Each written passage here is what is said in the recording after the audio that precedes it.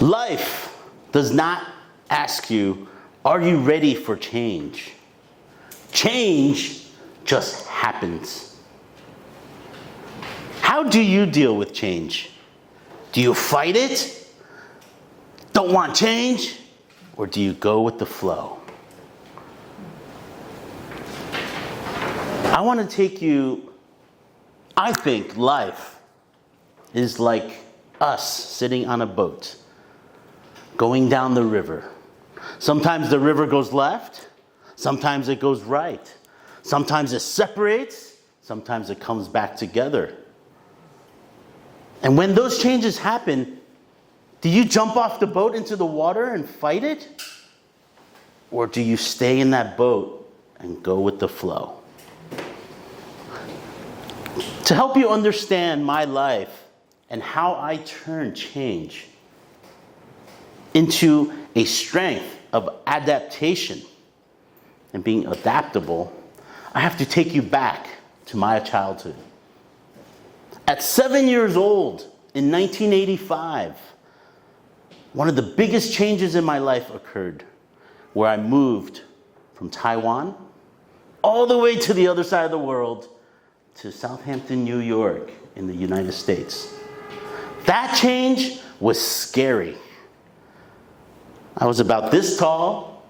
I remember walking out of the airport and seeing a massive airport and going outside in November and it was freezing.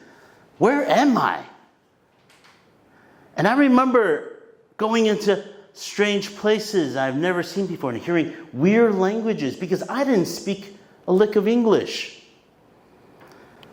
And I remember the first day of school, just a few days after I landed, I had to face that change.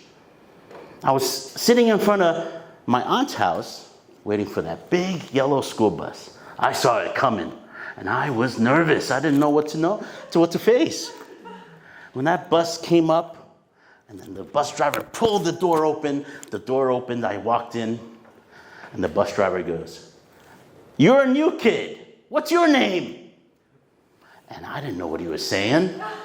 And I just went, and the whole bus, all the kids were laughing. He doesn't even know his name. It was one of the most embarrassing, toughest days as a child to that point. And at that time, I wanted to jump off that boat. I didn't want to be there, but I didn't know how to swim. So I stayed on that boat, and I went with the flow. As an adult, changes continue to happen. And one of the biggest changes as an adult for me was when I moved all the way to the United States, and now I decide I want to move all the way back to Taiwan. And this was back in 2010. I moved back to Taiwan because of the downturn of the economy. When I moved from the United States to Taiwan, I was an architect in the United States. And when I moved here, I became an English teacher. To me, that's not what I wanted to do. But in life, sometimes you gotta do what you gotta do. And I did that for 10 years. And oftentimes during that route, I wasn't making as much money as I used to. It's not as prestigious job as I was used to. It wasn't as fun as it used to be. But I jumped off sometimes, and I struggled because I'm not a strong swimmer, and I grabbed to the side of that boat, wanted to let go, but I always decided to jump back in that boat, sit in that boat, and go with the flow. And for 10 years, I did that. And over that time, with all the different changes, I was actually promoted within the company to HR director, and it all worked out. And I learned a lot of things along the way. However, after 10 years, an opportunity came for a change in my career, another change in my career.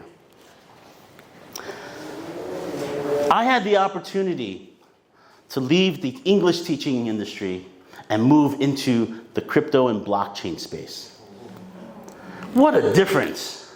How do you change your mindset? How do you learn all the new things? That was one of the toughest things I had to do. However, the only reason that allowed me to do that was because I embraced change, and it allowed me, whenever there's changes, what you're not doing, you're not destroying or knocking down all those things you've learned. What you're doing is you're building on top of that.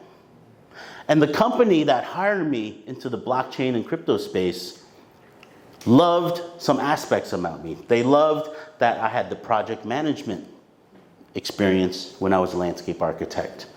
They loved that during the English teaching part of my career, that I had HR and human interactions, as well as the social media experience where I started a social media group for teachers and supportive teachers. And to that day, that still exists. And on top of that, they really loved the fact that I had public speaking experience. So with all those things in my life and how those changes molded me into this new shape, I was hired into the crypto space. Now, during that time when I was in that company, they had everybody take a test.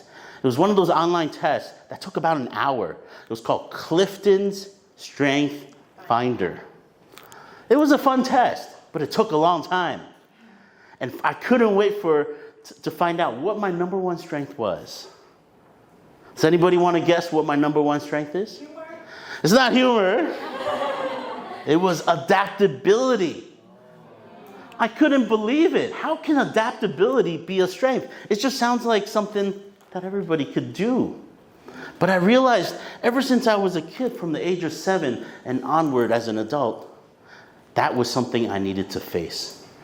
And the key is to stay in that boat and not fight the change. Sit in that boat and go with the flow and let the world mold you into the shape and the beautiful thing you are today. Toastmaster of the Year.